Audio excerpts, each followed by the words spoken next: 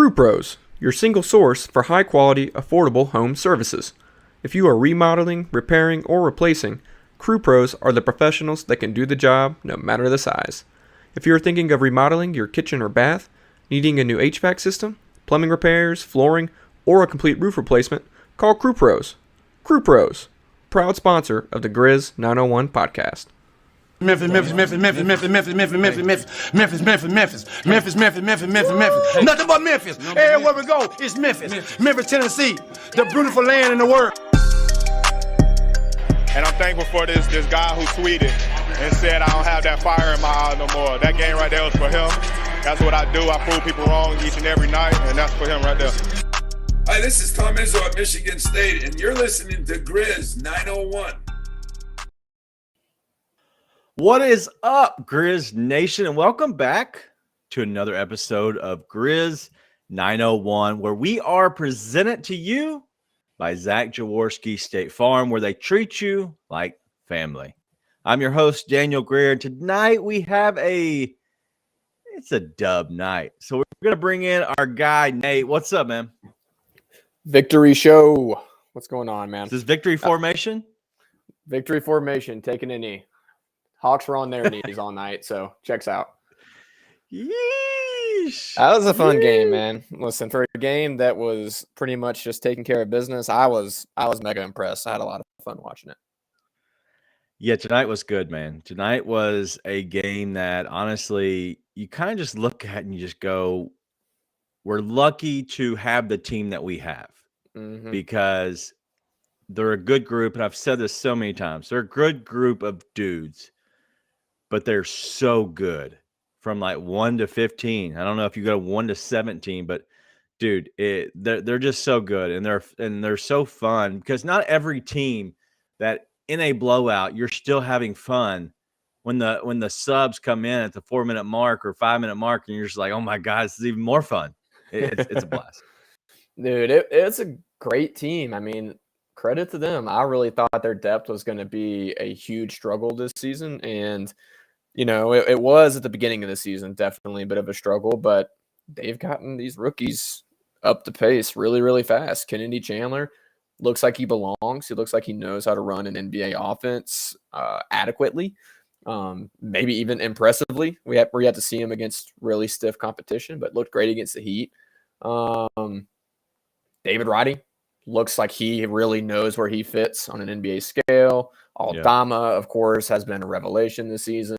They've just really done a great job within the whole organization of developing these guys, and it shows on nights like tonight. It was fun. It was a great time. It was. Grizzlies obviously get the win in victory formation, so we're gonna go through it. I got a new segment, okay, and I pulled this off. Yeah, I don't know what letters are those that you have that you're putting up. I don't know, it hurt to do it though.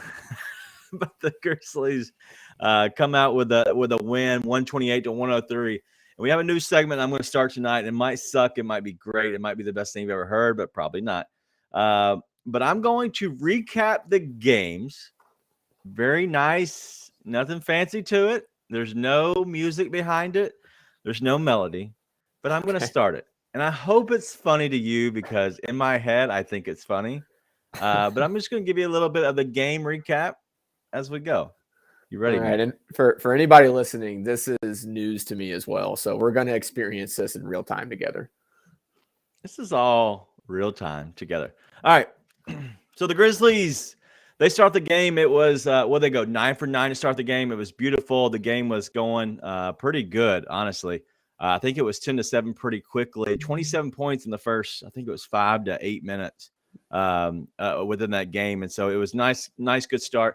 AJ Griffin got off to a good start as well. 12 points coming out in the first quarter. He was on fire. 2 of 3 from deep, which is sexy. If you know I'm a Duke fan, but you know what? That's all we're going to talk about the Hawks because they suck. All right, so let's get into our guys a little bit. Dylan Brooks, first quarter, 7 points. Good quarter for him. I had his under on the points. That scared me. I had it at 19.5. Little did I know we were going to be scared and sweating the rest of the game, but he cash for me. That's a guaranteed. Tyus Jones, 10 points in the first quarter. Tyus does what Tyus doesn't do. Tyus had 3 turnovers. A little weird.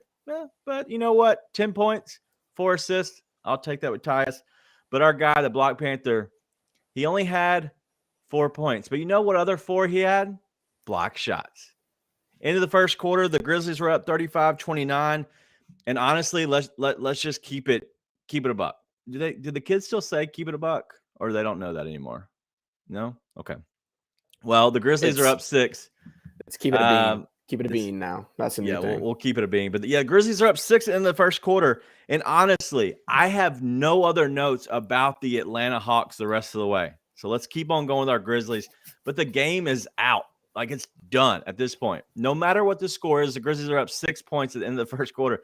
The game's a wrap. Like, literally, you know who's going to win at the end of the first quarter. And you probably knew 5 minutes into the game. But at half, Tyus is at 4-6 from deep.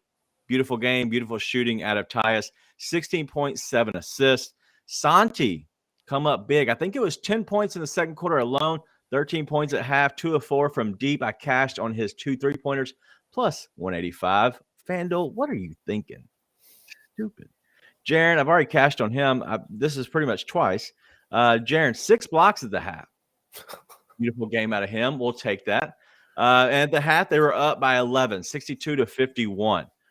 Third quarter, we're going to get into – I have no notes because you know what it says on my notes? Third quarter, 102-76. Grizzlies are up 26 points. Who cares what happened? Let's get to the fourth quarter, and we'll kind of summarize a little bit of this. But Tyus, 22 points, 11 assists, played like a maniac. He honestly is the best backup point guard in the business right now. And you know what he ended up having turnover-wise? 3. So, yeah, he looked terrible in the first part. Loosey-goosey with the ball. He ended up no more turnovers the rest of the game. He ended up with 3 turnovers. So, 22 points and 11 assists. Dylan Brooks, I told you I already cashed on him, but 18 points, 5 rebounds, 4 assists. You know what Dylan was? A plus 35, ladies and gentlemen. I hate Dylan, but, man, that plus number just is music to my ears. And then Jaren, Black Panther himself, 15 points, 7 rebounds, 8 assists.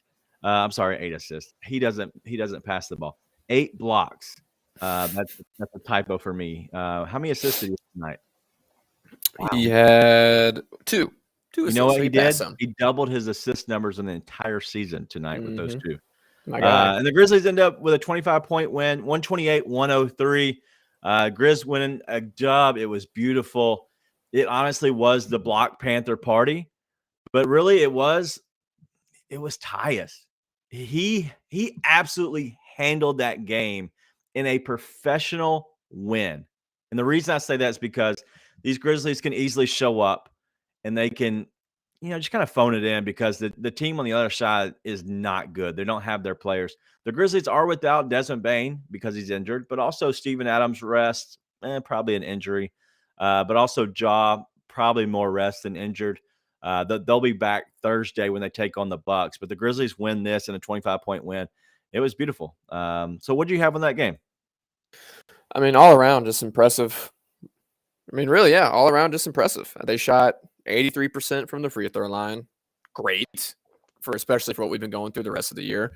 40% from 3, 60% from the floor. I mean, the only blemish on the game was the offensive rebounds they gave up to the Hawks. The Hawks shot 21 more shots than they did. A lot of that's because the Hawks were missing a lot of shots, but still, they gave up 20 offensive rebounds. You can't do that, Steve-O or no Steve-O. But other than that, man, Jaren's just a force to be reckoned with. Tyus, of course, is awesome.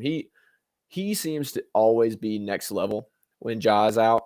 Dylan, I thought, had a really rough first half, even though the scoring looked pretty good. I thought he made a lot of bad decisions. But credit to Dylan.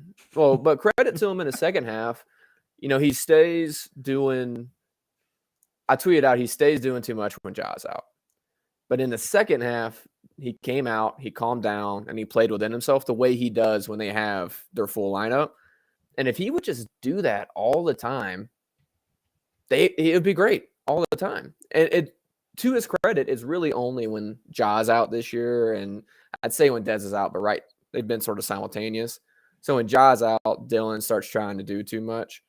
But man, when he calms down and plays within himself, it's really good. And he did that in the second half, which I think is a step in the right direction for him to say, hey, I'm doing too much. I'm a negative for the team. So good for him for doing that. Like I said, I thought Roddy looked really good and pretty limited minutes. He didn't do a ton, but you don't want him to do a ton. You just want him to do well with what he has to do. Thought he did. Aldama looked good. The only player that I didn't love on the floor tonight was honestly X. I just hate watching that dude get put in a pick and roll. It just kills my soul. He just gets crucified. But other than that, I mean, the story's going to be Jaren. Yeah. The story's going to be Jaren. The story is Jaren. It is. It's easy. Well, it's not just the blocks, though. So you look at the score, you say he only got up 11 shots tonight, which is tied for second most on the team, but really not a ton. The reason he got only 11 shots tonight is because they were making a point of doubling him in the paint, and that opens up the rest of the offense. Yeah. I think the Grizzlies should do that when everybody's on the floor, because the way that Dez spaces the floor from the perimeter, Jaren, by being such a freaking force in nature inside the paint, does that from the interior. All of a sudden, you can dish it out, swing, open shot. And the Grizzlies got guys who knock down open shots, right? Dez is a guy who is the shooter, the knockdown guy, the create a shot guy. But Conchar can hit shots, Roddy can hit shots, Jaren can hit shots, Ja can hit shots. I want to see more and more of that. I loved it. I loved what the Grizzlies did this game. Kenny Chandler, a couple of different Ja-esque highlights. Yeah. Let's talk about him real quick. I don't want to interrupt you too much, but Kenny Chandler. I was on a tangent. That's okay. I have to usually shut you up. Next time, maybe I'll find a mute button. Do they have these on here? But Kenny Chandler ratings. Kenny Chandler. What I think it was Pete and Brevin both talking about tonight is you could see so much of Tyus and Ja's game within his game. And what you see is a lot of times you'll see that you get the pick and roll, and it's the hesitation dribble, and then the out dribble, and then you get the floater. And honestly, it's the around the hesitation is completely Ja, right? Allowing Steve-O to come back through. But then that push dribble to get the floater is so Tyus. Like Ja does that a lot, but Tyus is the master at that. So it was almost like a combination. It's like they had a child. And they're like, hey, buddy, let's teach you something today. And then they're both fighting over what they're teaching them. And you know what? That's what it turns out to be. Okay. And obviously, maybe we need to figure out how to teach Tyus to dunk, because why didn't he dunk? I wanted that so bad too. Almost as bad as I wanted the Steve-O 3 with the clock dying down a couple of games ago. Yeah. But the biggest thing for KC is that what he's learning from both, and it's really evident, is how to control the game and how to control the offense and what's happening around them. Again, we've seen it against a really depleted Hawks team and against a Heat team that was relatively disengaged. But that's okay. No, I'm not trying to discount it completely. I'm just saying I would love to see it against a team that is like, see him running a second unit in a real game that matters to both sides. I would love to see it. We don't have to yet. Well, no, we don't have to yet. But I'm just saying, because what we'll have, and I didn't jump in the spaces after tonight's game, and I'm sure it's in there, is people saying, yo, we've already got our backup point guard of the future locked up. And it's like, no, we don't need to yet. Exactly like you're saying. But I also don't want it to sound like, oh, well, he can go and do what Tyus is doing right now. No, he can't. He can't be as good as Tyus right now. That being said, he obviously knows how to control the game, and that means he can develop, and that can translate, and it's looking like it will translate. And that's the biggest part to me, is besides just the skill stuff, he was manipulating the defense, getting guys where he wanted them, making great little dump-off passes. Lots of great stuff from Kenny Chandler tonight. Yeah, Kenny Chandler played 22 and a half minutes, 8 points, 7 assists. I think they said they had a combined 18 assists between Kenny Chandler and Tyus Jones tonight, which is amazing. To have your backup and your backup's backup come in and put up 18 assists. Is he the assistant to the assistant general manager? Is that what it is? Yeah, that'll do. That'll work. Yeah, we're aging ourselves with that reference, but yeah, I'll take that. But yeah, tonight it was good. I do want to ask some questions because one, I feel like I haven't talked Grizzlies in a while because I don't, for whatever reason, I feel like I've been busy. So we're getting so many views. But so, that is probably true. Hey, I did schedule. If you are a Steven Adams fan or if you are a John Conchar fan, I have scheduled both interviews to happen with their college coaches. They will be coming out soon. I'm not going to release both right away. That wouldn't, it doesn't make sense. And so what I'll probably do is more than likely release them over the Christmas holiday. So release one next week and then the one the week after. It should allow us to kind of overlap a little bit of the Christmas and the New Year's for those two. If I get more, which I do have something up my sleeve, it's something surrounding like money, bronze money. I have one possibly scheduled with somebody that might be on a certain coin. If I can figure out the details of that interview, I think it's on. I think it's we're heading the right direction. We'll say the relationship is being built. It wasn't built in a day. Rome was not built in a day. Neither will that relationship. In my head, I'm like, Abraham Lincoln. No, that's Copper. They just got a big win against Auburn. That guy. All right. But eventually we will have him on Grizz 901 podcast. And when we do, that's cool. I want to talk about Ja's effect on the city of Memphis. That's what I want to talk about with our guy, the 1 cent fella. But yeah, so we do have the Steven Adams, which is going to be Jamie Dixon, and then John Kaufman, who actually met in person last week, was a really cool guy, and so he's going to come on the podcast. So, but yeah, something I want to talk about, and this is completely back to the Grizzlies, is I want to talk about what just happened. Did you lose me? I feel like my stuff just cut out. So I want to talk about David Roddy. Okay. And I don't believe David Roddy has it, but I do. Okay. I do. I will eat my hat. I will eat my words. 11 points tonight, just 3 rebounds. Okay. Not crazy. No assist. I want to see a little bit more out of him, right? Rebounding wise, being more active. But what he does, yes, I know he does have it. I see it. But what I do want to see is a little bit of what Conchar brings a little bit to the game. And he brings a little bit of rebounding, maybe some assists, knocking down some big threes, which Roddy has been doing. What he's doing is handling a lot of the defensive effort. And so let's talk about David Roddy a little bit on you. You're a huge David Roddy fan, so I don't want to take the time away from you, but tell us a little bit about what you've seen with Roddy, because I think his defensive effort has been just amazing. Well, defensively, he's the one that's guarding SGA when Dylan's out, right? He's the one taking those assignments on. And the biggest thing is he just knows where he needs to be and he's there. He still has a couple of rookie moments every game where he shades off of a defender or his assignment a little bit too much and they hit an open 3, something along those lines. And he's the biggest body and he gives him the shotty because he's a hottie. I need you to tweet that out so that I can retweet it, quote tweet it, and pin it because I love that tweet. Oh, that's amazing. It's not even a tweet yet, but I need you to make that a tweet. Wow. That's completely destroyed my train of thought, but it is still a classic. He does a really good job of knowing where he's supposed to be and getting the job done, though. He just is where he's supposed to be, which for a rookie, I think we underestimate that, right? Everyone remembers the end of last season. Zaire, yes. Yep. For some reason, people forget the beginning of last season. He was unplayable. He sucked. Yes. I mean, he wasn't unplayable because they played him, but he was unplayable still. They just still played him. It was brutal, right?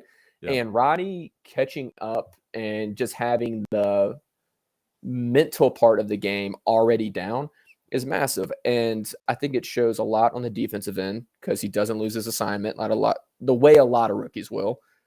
But the other side is he's knocking down corner threes. He's gotten his confidence there. The biggest thing is the way he drives with the ball, though. He recognizes as a rookie when he has the size advantage on these guys and knows how to go use his body and get to the rim and get Mouse buckets. in the house. Dude, I mean, he just put Aaron Holiday in a torture chamber tonight. God. And You that have was no not chance. the design. He could see he was thinking about kicking it out, and he's like, this little boy can't do nothing to me. Went in, spin move, and won. It's just really impressive, man. And when I was saying that I saw that quote unquote it that you don't see in some, that was it. That was what I was talking about. The it factor. He didn't have the Ja Morant it factor, but neither does anybody else in the league. It feels like. But does he have the factor to be a really great contributing role player on this team? Absolutely, and it's already starting to show. Yeah, I agree. I love watching him. And what he does is he seems to be a smart player. And defensively, he's learning to use his feet more, which is obviously always a bonus, always a plus. But the fact that he can learn and see the mismatches, I don't need him to score. I don't need him to do anything that has to be like the sole focal point of the offense in any way, shape, or form. If you want to go grab some random rebounds, pass the ball a few times, knock down some open threes, and play some good defense, that's it. That's all I need from him. And if he learns that role, which he is completely learning that role, he has a future on this team. Let's go to another guy.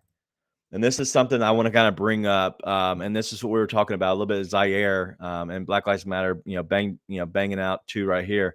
When Z got hurt in that Miami game last year, that was a godsend, and it was. And the reason is because the game will slow down for you if you can kind of catch your breath. And a lot of times, that's what rookies need. Is when you're involved, you're thrown into it, and that's what the Grizzlies do a good job is. This franchise, this front office, this coaching staff, they throw their guys into the deep end if they believe in them. And it's their job is to sink or swim. And a lot of times they will sink early when that's okay. What happens is they get a chance to, whether it's by injury, whether it's by scheduling, or whether it's just needing rest in general, they're able to get on the bench and watch game film. They watch the game from the sidelines, and they actually get to catch their breath. Okay. What that allows them to do, it allows the game to slow down because they're not involved anymore. They see what's happening on the court and they realize we're going to be good, right? We're going to be good. I watched film and we're good. And that's what really I've seen with David Roddy a little bit. But my guy, and the reason I want to ask the question involving out another guy, and that's Jake LaRavia. He's just now coming back from injury, right? He played tonight. He looked terrible, which is fine. That's okay. Is this something that possibly Jake could benefit from as well, is having some time away, and now you have a chance to say, all right, I'm good. Now the game is not so fast for me. It's slowing down. I can kind of see and fill it out, and I know my role, because he has not found his role at all. I don't know what his role is besides knock down open threes. He's still looking for his role, but does that help him out, or you think he's still going to be lost? Jury's out, right? You got to give the guy a chance to come in. He's been out for so long. He's odd man. He's odd man out. He 100. That's what I'm getting to. He is odd man out. They will find ways to get him looks. A lot of it, and we've seen it already. When they're playing Roddy over him earlier in the year, even when he was available, I kept saying there's something behind the scenes we don't see. Right, because LaRavia looked better than Roddy to start out the season, but Roddy kept getting minutes. Like, there's something they see at practice with Roddy and pregame with Roddy, whatever it may be. They keep giving him minutes. That could happen with LaRavia. I don't think being out is helpful for him, though. And the reason being, it's a little bit different than when Zaire was out last year, and that Zaire was option A, B, and C for what they were trying to do. Right, with LaRavia, there's been a lot of the sentiment that he's going to get the minutes or Roddy's going to get the minutes, or neither of them could get the minutes, right? And what we've seen while he's been out is, listen, I'm sure he loves the success the team's having. He loves the success Roddy's having. But at the end of the day, the way sports work, and it's happened to me, I lost a position battle to my best friend in college. Sometimes you just, whether you love the guy or not, those minutes are yours or they're his, and you lose out on that. And I think for him, he's been sitting on the bench watching Roddy win those minutes. And so I don't think it's helpful in that way. And I don't think the game, it didn't look to me like the game mentally was way too fast for Jake before he went out. It just looked to me like I mean, the whole defense struggled while when he was playing. Yeah, he's That not was good just a defensively. brutal Right start to the season, but yeah, he just didn't have the feet for it.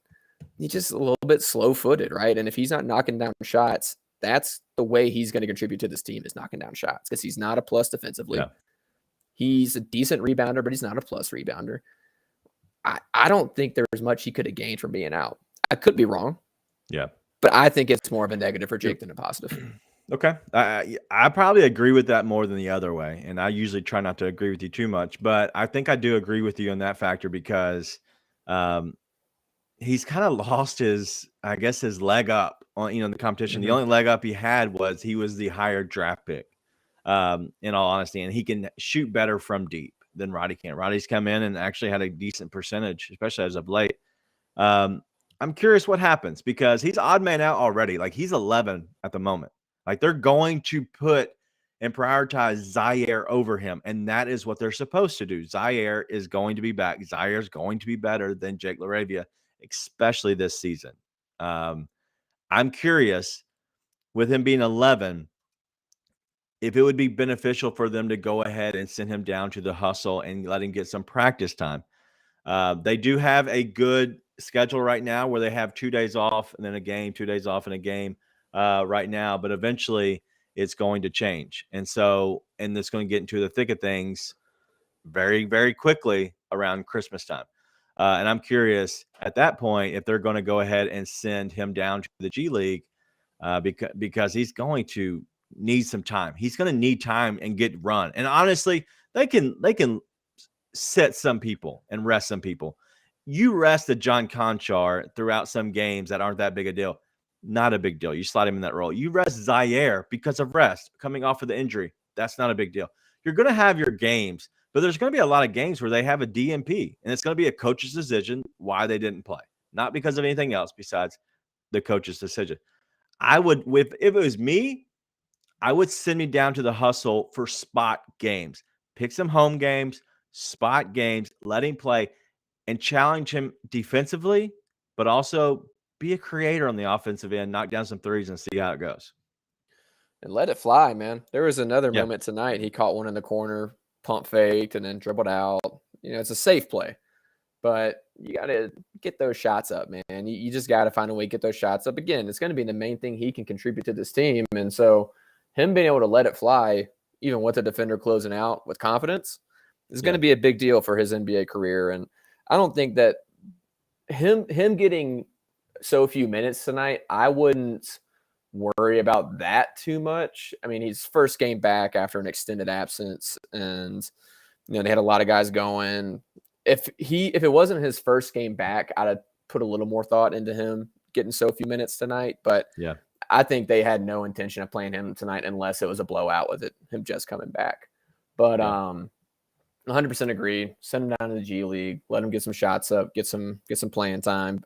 And just even if it doesn't pan out for him this year, doesn't mean he can't find a significant role with the Grizzlies going ahead, right? We've already seen that happen a lot of times. Brandon Clark, terrible sophomore season. Looked like Xavier Tillman had taken his spot. And I mean, wow. I mean, we're at a complete 180 from that now, right? Yeah. So, but this year, I think that's pretty much Roddy's unless something goes really wrong for Roddy, like an injury. Listen, if we're at the point in this franchise, on this team, that we are championship contenders, because we are now. Okay. I did not say that in the offseason because I didn't see it. I didn't believe it. We are a good team, right? But we didn't have whatever that championship DNA is, a team that can come together and win in half-court basketball, win on the defensive end. But what Jaren is showing, what Dylan has shown, and what Ja can do offensively, and bring in everybody else. When you're going 8 deep in the playoffs, maybe 9, depending on how TJ thinks. This really is a good championship team. But when you have the potential to have your 2 first-round picks not even see the floor, and you have the ability to send them down to the G League, work on them in practice, work on them any other time, that you have spot minutes here and there. If you're able to get these guys and bring them on for the future, whether that is the year after or 2 years down the road, that is what you have to do to be a successful franchise. The Grizzlies have never, ever been in that predicament, ever. And so I'm excited about really what this team can do. And I think that really, I think it's, man, I think it's the right direction. I think sky's the limit at this moment. If they're healthy, they're the team to beat, man. I said it a couple of weeks ago, and I saw from Jaren the right direction to be where he is and where it looks like he's going to be moving forward. He is way smarter on the defensive end. And by that, I mean, he's up all the time, right? Yeah. He never brings his hands down unless it's to just emasculate somebody because he already knows he's got the block. I mean, I think he had 5 blocks before he had a foul tonight. 4 blocks, yeah. 5 blocks before he had a foul. And it is tonight. The hands up. It's the hands up. Dude, and what he's doing on the defensive end obviously is great. The fact he's being smart's great. But I said it last year over and over and over again. And I feel like it's coming to fruition now. Him being able to dominate inside the arc and have moves, control moves, right? He's not just taking guys off the dribble. You saw him do it 2 or 3 different times tonight. He started to take a Kongwu off the dribble, then stopped himself, and then went into an actual post game. I mean, it's a thing of freaking beauty. And if he can do that, it opens up the entire offense because there's 2, maybe 3 guys in the league long enough to keep up with them, right? We'll see one of them Wednesday night. So that'll be a lot of fun to watch. But plus you get Bane out there being a secondary creator. Zaire is going to come around. I mean, I less and less I'm convinced less and less each day with what I said a few weeks back when I said that I think they need to trade for a veteran. I still like the veteran presence. I still think is valuable. Yeah, but play wise, I mean, what more do you want? What more do you want? You got role guys that can just hit the 3, which is the biggest thing this team needs from a play skill set. Yeah, Jaren's awesome. Aldama's awesome. I mean, Aldama is like Kyle Anderson plus right now. He's basically slow-mo 2.0 with a 3-pointer. You didn't have the on-ball defense, but everything else. It's a fun team, man. It feels like a team that really has what it takes. Like, it doesn't feel like a team that has to just catch the wave at the right time. It feels like a team that can go in, be themselves, and beat anybody on any given night. Yeah, it's uncharted territory, man. It is, and it's exciting. And I usually who's I guess I want to say I don't like to be a pessimist, but I like to be a realist in a sense. And this is me being as real as possible. I look around the league and I see these other teams, and I'm looking at this team and what they have, and I think they have enough right now. And that's weird to say, and I hate saying it because I know it's always going to come and bite me in the butt, but they have enough right now for the simple fact that they have so many little pieces. But the versatility on this team is amazing. I'm not even looking at the chat. I'm dangerous. I don't know if I want to see it. I'm definitely a pessimist. Yes. No, I'm a realist because I see that only one team wins the championship a year, but I do see that this team has the potential to be a championship contender, and they are now. They officially are, and mainly it's because of 12. This team, I'll say this team could be. Is this your sexy voice? Yes. Is this your sexy? Because I can tell because it's having that effect on you. Like there's a lot of people like starting to come in here and now with you and your sexy voice. It's a little weird. It's a little weird. I just want you to calm down. This team, I mean, I can't believe I would even think of this, but yeah, I'm gonna say I think this team could win it even without Desmond Bane. Even without Desmond Bane playing, I think this team could win it. With Desmond Bane, it's like, I mean, I think they are the team to beat. I think if you have Jaren play the way he is playing, I think they could win it all. With him and Ja being in there.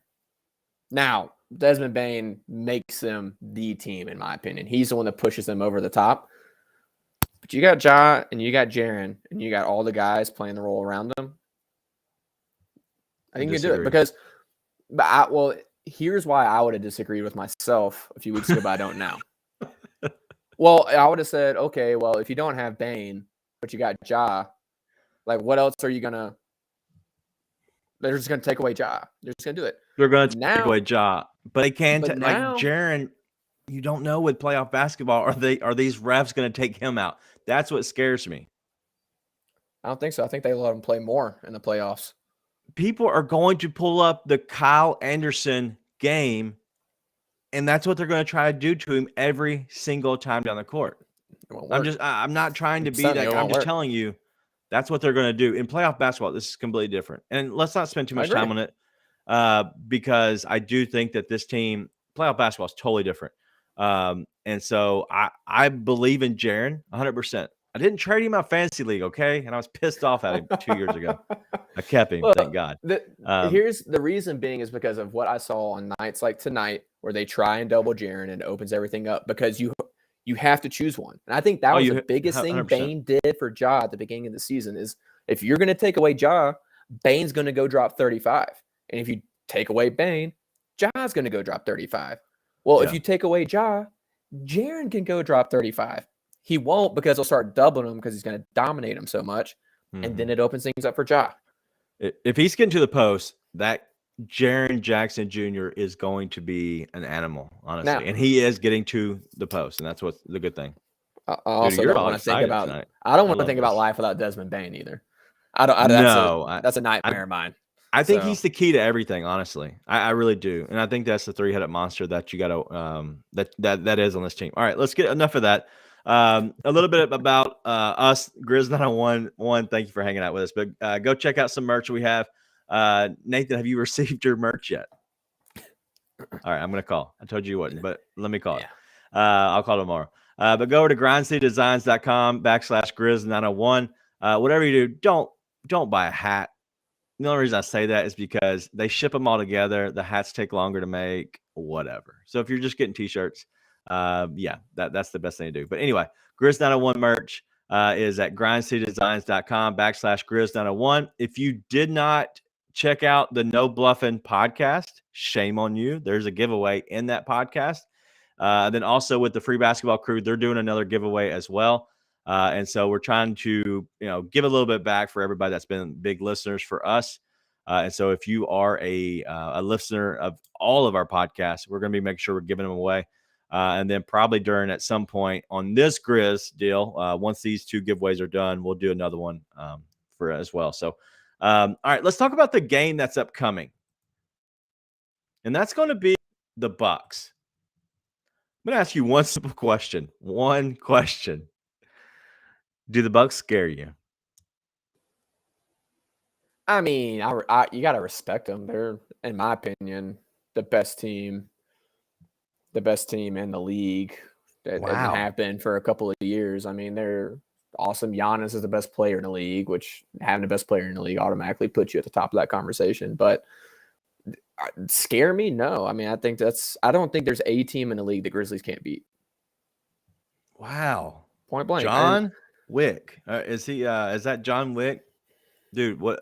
If it is, then he's right. I think I've seen all the movies, right? Wick. Yeah, I've seen all the movies. The third one was questionable.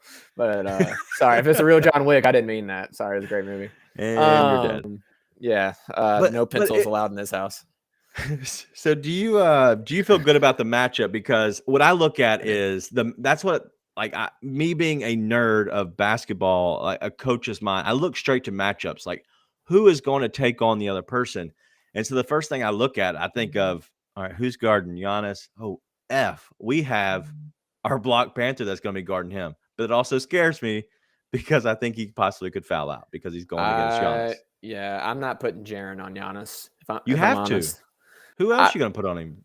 I mean, you don't want, maybe. You can't put Steve-O on him.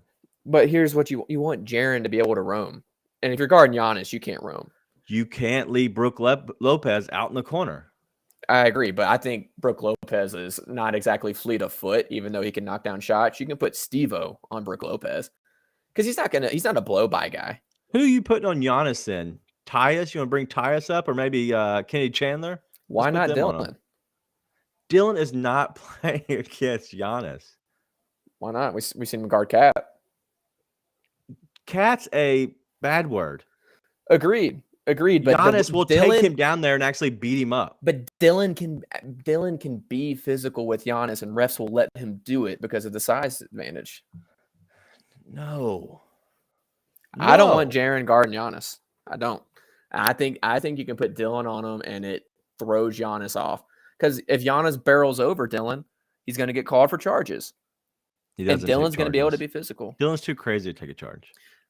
No, he's not. And plus, you don't have to take a charge with Giannis. You know why? Because he's a 6'11" freak in nature who is strong as a freaking ox. So he'll just run over Dillon. And listen, if he's running over Dillon and Dillon's not going to get any kind of offensive foul calls, then that changes everything. But yeah, I have no problem with Dillon guarding Giannis to start out that game. Yeah, well, I think I do. I think what I would do if it was me, I would put Dillon on Drew Holiday, which I believe will be playing. They do have a game Tuesday, which is tomorrow, against the Golden State Warriors, who suck now, and I am loving it. But I think you're going to have Dillon on Holiday because he is a creator, and I think you're going to have Jaren onto Giannis, which I think as long as he stays in front of him, really that's all you have to do. You don't have to get creative with him. Like, he's going to get his points. That's fine, but you just don't want to hurt yourself in the meantime. And then you put Steven Adams outside on Brook Lopez. As long as he can stand there, it does take him out of the rebounding. So that's something to look at. If you are a person that bets on the game, be careful with the Steven Adams rebounds because they're going to move him out. If he is guarding Brook Lopez, he'll be moved out to the corner and won't have as many opportunities. What's up? Dillon on Giannis. Jaren on Middleton. Middleton's not playing. He's hurt. I thought he was back. He was back. He played 6 minutes, and he rolled his ankle. Oh, did he really? Yeah, so I think he's out still. I hate that. Yeah. Well, then, I don't know. Whoever's playing instead of Middleton.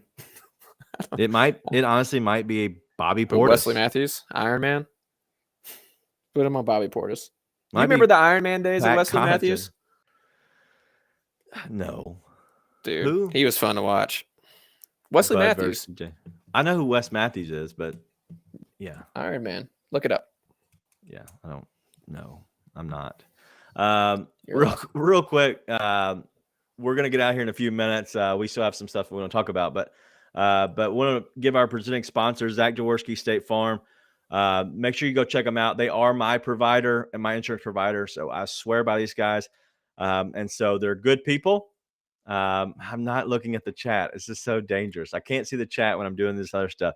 But make sure you go give them a call at 901-459-4227 at Zach, Z-A-C-H, ZachInsuresMemphis.com. That's Zach Jaworski, State Farm, 901-459-4227. Make sure you let them know the Grizz 901 guys sent you. All right. I'm not laughing at the chat, by the way. Oh, I thought you were. You're laughing at me. No, I'm just want to remind the audience, if he'll insure Daniel, he'll insure anyone. Zach Jaworski, State Farm. Give him a call. All right. So I do want to talk about this because this was my question on the No Bluff podcast. I had the question for the guys to answer, and it was TJ for Coach of the Year. Okay, so I want to ask you the same thing. And so thank you for bringing this up, Black Lives Matter, who is a OG for us here. He was robbed last year. I agree. Who could they give it to over Taylor this year? Willie Green. Okay.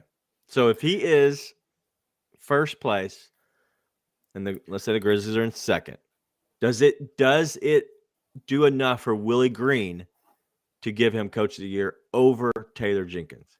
If the Pelicans finish ahead of the Grizzlies? Yes. Yeah. If the Pelicans finish first, Willie Green will win Coach of the Year. No matter what. Yeah, I think no matter what.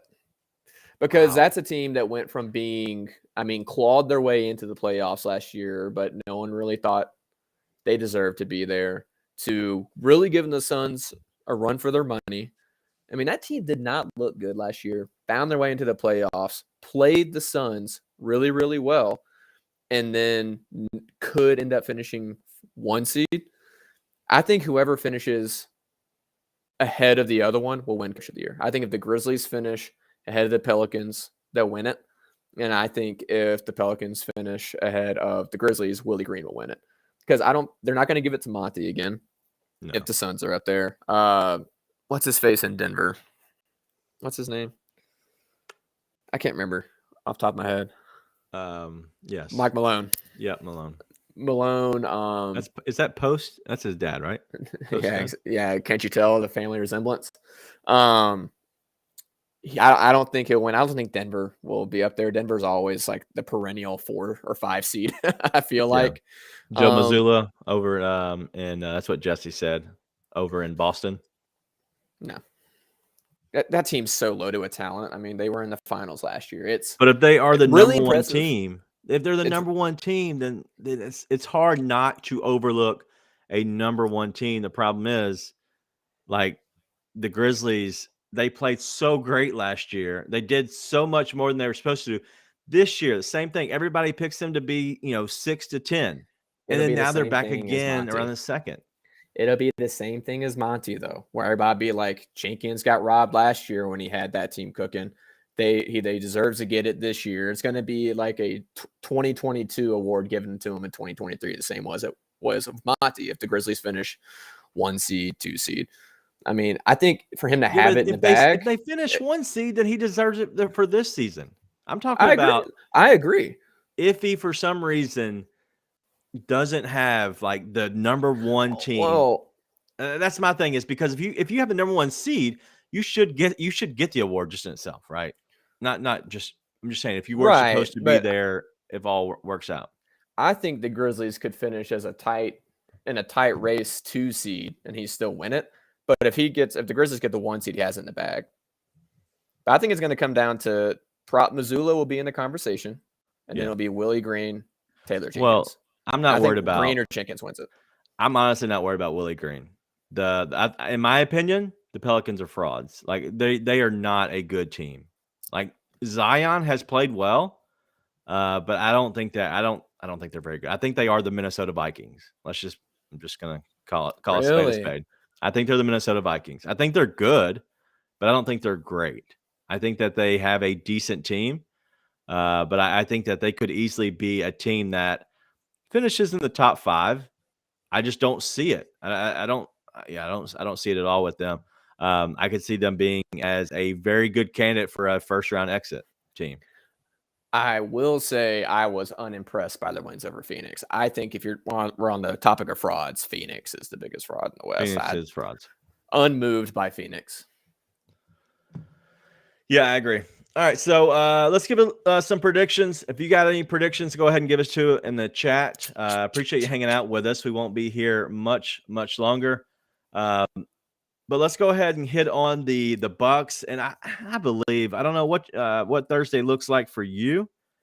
Thursday, I think is pretty good. So we might do this again on Thursday night if everybody's listening wants to come back. We usually try to go. We give spaces. So if you are a fan of the spaces, if you want to check out what Grizzlies fans are talking about right after the game, make sure you go over to @Spaces Grizzlies and go check out the Grindhouse Grizzlies Spaces over there.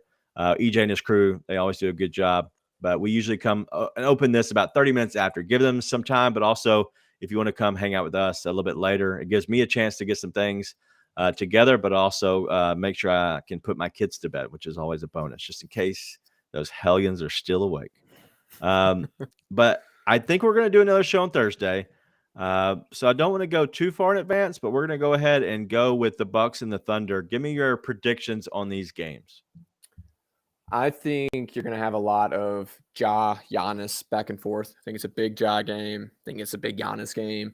I think whichever team finishes leads and rebounds and assists and points will probably win. I do think whoever wins the rebounding battle, whoever scores the most points, whoever scores the most points is probably going to have the advantage. But I do think whoever wins the rebounding battle will have the advantage. I think that's going to be a big one. You have two teams that are really big, really thrive on the boards. Or I think the Bucks thrive on the boards. I actually have not looked at it in the past couple of weeks. I would assume they do with Giannis and Brook. But whoever wins on the boards will win. And I think Jaren, X Factor, again, I think Jaren's going to be the X Factor for this team basically forever. If Jaren plays well, the team's going to play well. So Adams will lock Giannis up. I'm not sure Adams is fleet of foot enough to lock up Giannis, but I expect to see stars doing star stuff. I think it'll be a fun one. Ought to be a fun game. And Dylan will play some hardcore defense on Giannis. Those are my predictions. Okay. Win, loss? I think it's a win. I think they sweep the home stretch. They are cooking right now, man. I Cooking know it's with been Crisco, against subpar competition, but listen, they are winning professionally against teams. I have not once thought they were going to lose a game on this winning streak. Not once did I think the game's out of their control. Even against the Heat, I was like, this is the Grizzlies' game to lose. Yeah. They've got this in hand. Why not? Why not keep it going, man? Team of destiny. And the funny thing is with this is they're getting guys rest that normally don't get rest. So they're getting healthy. And at the same time, they're on a long win streak, which is great. What I want to make sure that doesn't happen, and obviously you can't predict it. You don't know how the schedule is going to, roll out, what injuries might happen, and get too far in advance thinking about it. But I think that you have to make sure that after your first loss, after this home, whatever this streak ends, okay, it cannot be, you cannot double up your losses, okay? Because a lot of times what happens with these long winning streaks, you give back a couple after you get your first loss, you give back a couple, and then you eventually pick up a win. Then you go 500. That's usually how it always goes. They have to make sure that they have to turn it up even more after a loss for the simple fact that you can't let it continue. And at that point, you're going 500. It's NBA basketball. You're fine. But the fact is they got to make sure that they don't start piling up losses just because they feel comfortable. I don't know why you think the streak has to end, personally, Daniel. I mean, what are they, 18-9? Why not finish 73-9, my guy? You're such a Debbie Downer. You're such an idiot. And I won't argue that. So I think that the Grizzlies actually do sweep this homestand, and I think that they end up beating the Bucks. I think they match up well with them without Middleton. I think that's very beneficial for them because they can slide Dylan over to Drew Holiday and allows Ja to go play on Grayson Allen. If he wants to, that's fine. Go hang out with him. Don't let him trip you. And then make sure you have a guy like Jaren, who I think can be very good against a guy like Giannis. And so we're going to see who's the best. So let's do something fun real quick. My prediction wins, no giveaway. I'll be the Grinch. Your prediction wins, I'll buy a shirt for the people. Prediction. Okay. You think Dylan Brooks plays Giannis. I think it's Jaren Jackson Jr. matches up with him. Okay. Deal? I don't even remember what you said, but I'll take it because I think I'm right. You said Dylan Brooks was going to match up, and you and Black Lives Matter. You know what? So Black Lives Matter, I buy you a shirt, a Grizz 901 shirt. If Dylan comes out on Giannis for the majority of the game or early on, however we want to predict it. But if it's Jaren Jackson Jr. playing on Giannis, I'm not buying you a shirt. Keeping it for myself. Deal? Okay, that's deal. Cool. All right. Anything else you got, Nate? Got a lot of good stuff we got with the team today. Talked about some things we're going to be releasing article-wise for Grizz Leads. So just keep a lookout for that. We've been giving out recaps every week. We have another one coming out tomorrow or Wednesday. Game finished a little bit later tonight. So definitely be looking out for those. But we got a lot more stuff than recaps. We got things on draft picks coming out. We've got things that, again, talked about biomechanics, which I'm barely smart enough to even say that word. But the guy writing it has a background in medicine. It's going to be really good stuff. I've already read a good bit of it. So a lot of fun stuff coming out on Jaren, Ja, and everyone in between. So keep a lookout for all the Grizz Lead articles. We'll tweet them out from the Grizz Lead account, and we'll be sure to get it from our personal ones as well. Yeah, team does a good job. Make sure you go check out everything they have. I saw a lot of the titles that are going to be coming out. They're a lot related around Christmas, and so that's always fun. But it's very, very good stuff. But yeah, go check out any of the articles that we have, and make sure you check us out. We'll be here Thursday night. Whether I'm here or not, I'm pretty sure my schedule is open. I'm actually doing interviews that day during the day, but I think that night I should be good. So If I shouldn't have any other things that come up in for this, but we'll be back here Thursday night. Kind of make sure we give you a little post game. What? I get to go to a Grizzlies home game this year. The 27th, I will be at a Grizzlies home game. So if anybody's there, DM me. I'd love to meet up with anybody, say hi, but super excited. I didn't think I was going to get to one this year. So 27th, I think they play the Suns. So ought to be a fun one too. Excited. 27th, eh? Yep, Suns. Nice. Tuesday night. Cool. All right, that's all we have. Anything else you have? That's it. All right, cool. Let's have a good week. Be nice and tell your friends.